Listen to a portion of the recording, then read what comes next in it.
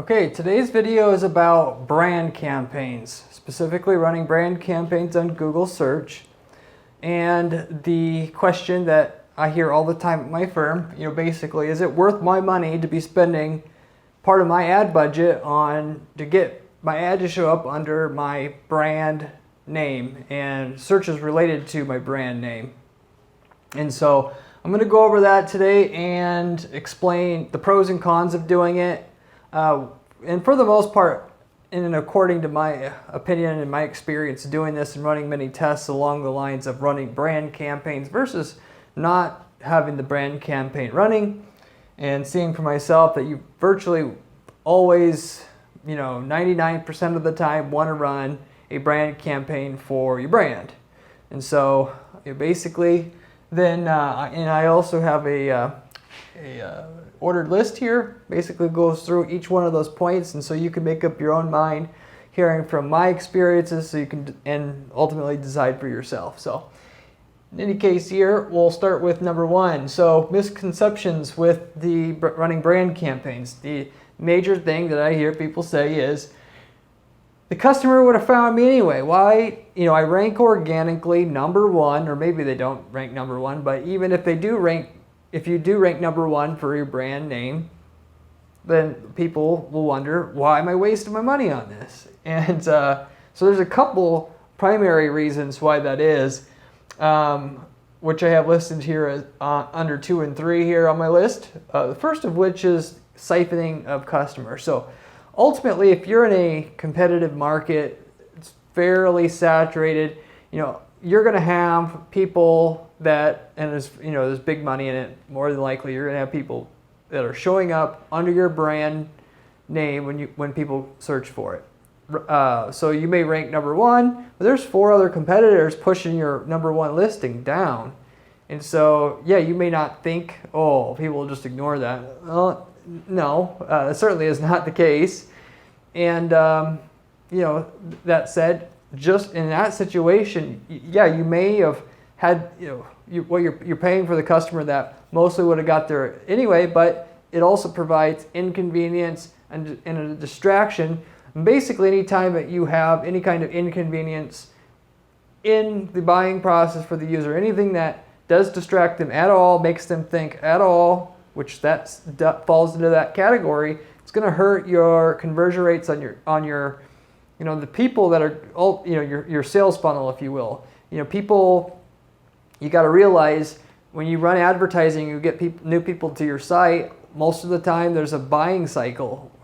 They're going to come back when they get paid 2 weeks later, or once they've done some more research, 2 months later, and they're going to type in your brand name there on Google, and then whatever you have there, junk that's in the way, that's going to stop them from getting to your site. And potentially, whether it's even, those brand campaigns will get clicked on 5-10% of the time. It's going to, you got 5 or 10% of the people then are diverted to another place, which then out of those, maybe 5 or 10% never order from you. So you might be talking about 1 to 2% of your people that you normally would have had anyway, not buying from you now because of those brand ads. For the most part, given that the brand ads aren't nearly as much as your other type of ads that you're running to bring new traffic in, then it almost always is worth it then to just avoid that.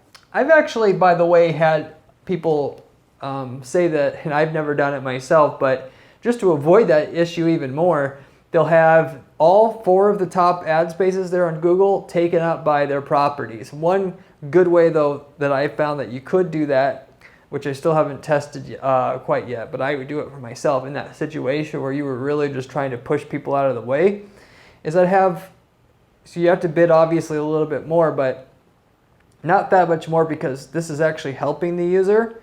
You could have the reviews that you have of your product that are on third-party review sites, and just put those, send traffic at each one of those sites. There's no rule that says you can't do it on Google, and it's actually the only thing that can, other than you can't have your own properties there technically, for sure on your own site under the first 4 positions due to a thing called double serving. They don't want to, they don't want people to use competitive business practices, which that would be having all your websites show up there, even if it's for your brand name. I also want to encourage competitiveness in the market space, within the Google space itself.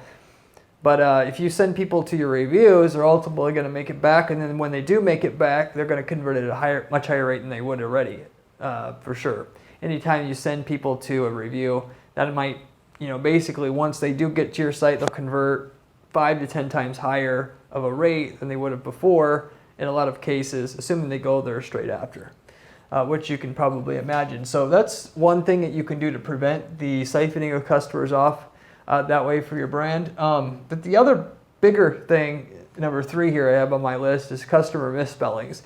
A lot of people don't realize, especially, that how many different, and it does obviously depend on what your brand name is, how distinct it is, how easy it is to say and spell. A lot of people will type in misspellings.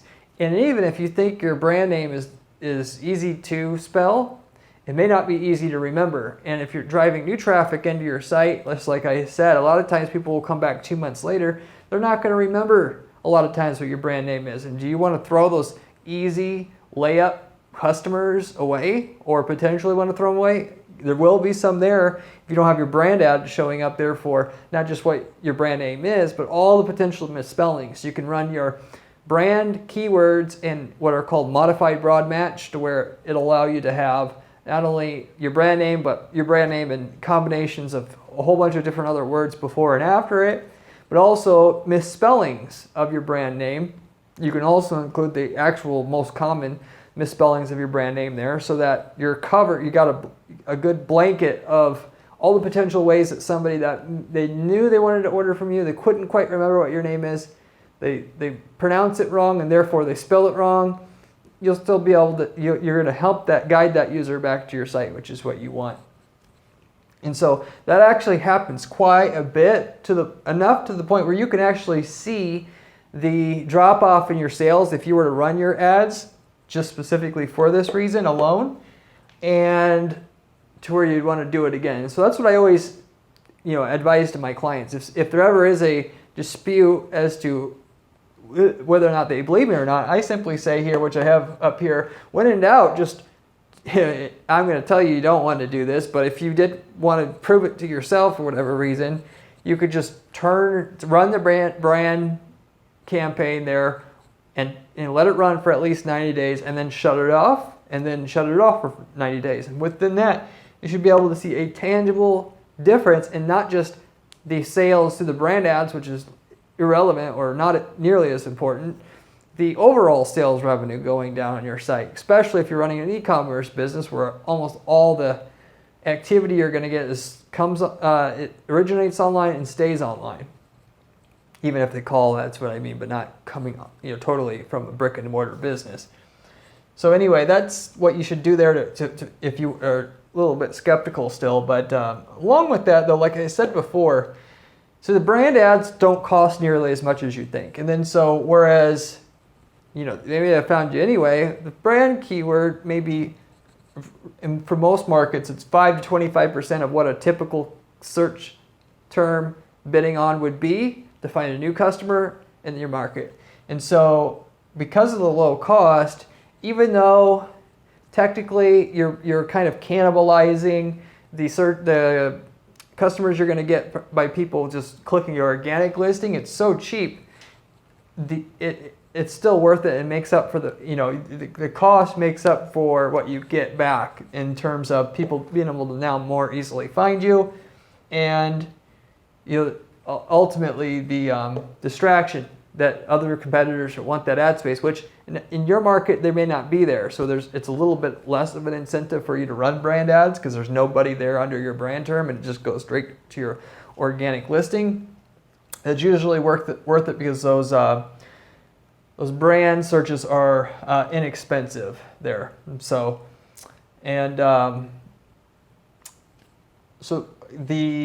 moving on to my next point here, with the SEO. So if you'll be, along with just testing it for yourself, turning off the brand ads for 90 days, turning them back on, seeing how that affects your overall sales, I've had a lot of people as well say that that's taking away. So if you've got in Google Analytics, you're monitoring your sales from Google or your organic on Google as a source or a channel by itself, and then you turn on these brand ads, yes, you will see a decrease in your sales organically. So you're going to get some cannibalization from your organic by running these brand ads, because naturally people are going to use that brand ad versus your organic listing on a higher proportion of the time. Not all the time. It might be certainly half the time, something like that. It varies company to company, I've seen, but in any case, you're going to see a drop off. But again, that drop off is irrelevant, first of all, because it doesn't matter as long as they get to you, they get to you. But again, so you can just realize it's there. You can see that by looking at your numbers.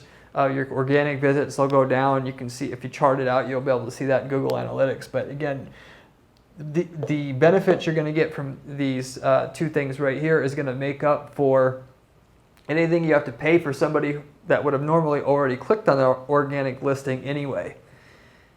And so, that's pretty much the case, and like I said, 90+% of the markets, where that's going to still be worth your time to run. And so that pretty much, I guess, spells out why you should run brand ads for your business and why it's important. So you can decide for yourself if you want to run it. If you're skeptical, like I said, certainly give it a shot anyway.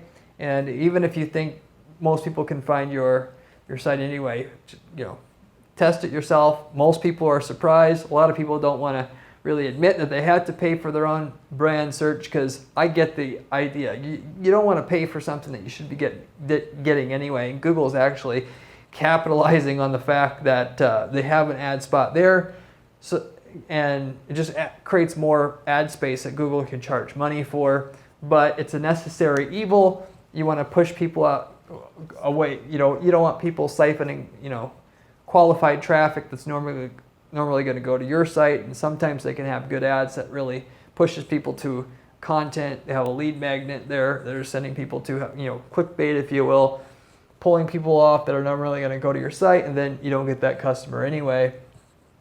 And a lot more people type in and can't remember your brand ad than you realize. So there you go.